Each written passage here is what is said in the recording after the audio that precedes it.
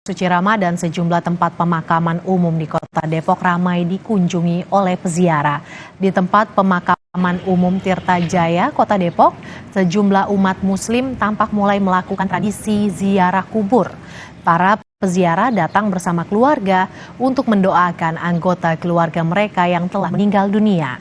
Tradisi ziarah ini rutin dilakukan setiap tahunnya, khususnya pada saat menjelang bulan suci Ramadan dan menjelang Hari Raya Idul Fitri.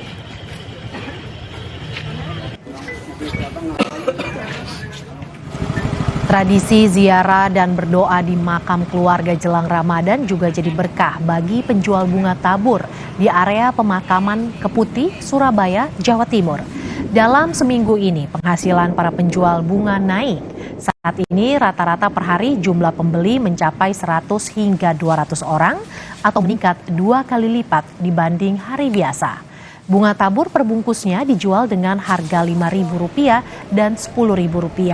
Harga bunga pun ikut juga naik karena permintaan yang tinggi.